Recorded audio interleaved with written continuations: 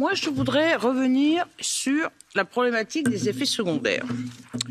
Et 2 ans sont passés et nous avons reçu, grâce à un magazine scientifique suisse, un rapport périodique, qui est le rapport PSUR, du mois de juin 2021, pour le vaccin Pfizer.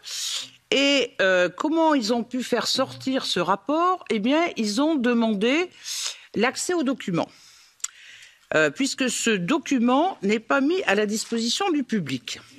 Alors, j'ai regardé ce document avec d'autres scientifiques et je vous signale que 6 mois après le début de vaccination, on a quand même des chiffres troublants.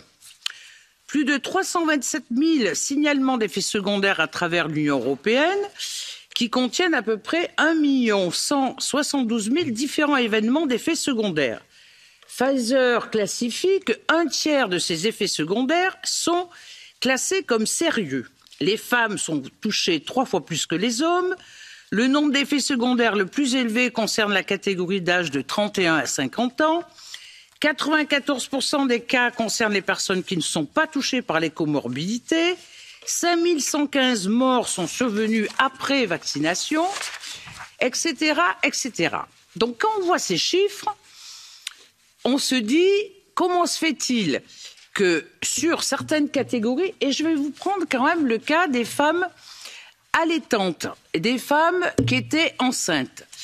Dans ce rapport de juin 2021, sur un total de 26 résultats de grossesse enregistrés au cours de l'intervalle de déclaration, 15 ont entraîné un avortement spontané et 5 des résultats de la grossesse ont entraîné des naissances vivantes avec des anomalies congénitales.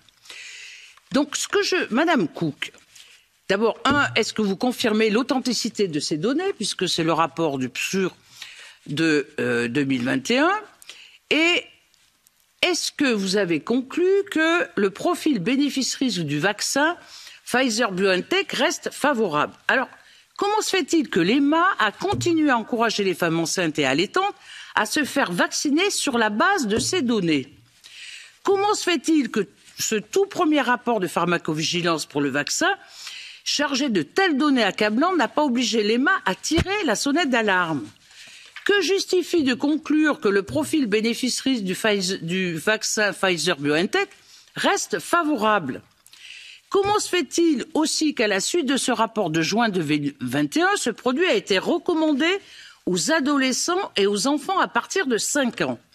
Alors, vous voyez, moi, vraiment, ça m'interroge, à la fois en tant que scientifique, puis en tant que députée européenne. Qu'au début, on ne sache pas. 6 mois après, on a un rapport fourni par les laboratoires pharmaceutiques, notamment par Pfizer. On voit quand même qu'il y a des chiffres très troublants. Pourquoi l'EMA, quand même, on a voté, et moi j'ai participé à la directive sur la pharmacovigilance, vous avez une responsabilité pour faire remonter les effets secondaires. On avait des populations critiques, population des femmes en grossesse, on avait les populations d'adolescents, on avait les enfants, et vous ne tirez absolument pas la sonnette d'alarme malgré les chiffres que vous recevez des laboratoires pharmaceutiques. Alors moi, franchement, ça m'interroge. Et si on veut retrouver la confiance des citoyens européens vis-à-vis de la vaccination, il faut jouer la transparence la plus totale. Et il faut que vous puissiez dire, eh bien, ces rapports périodiques, maintenant, ils vont être publics.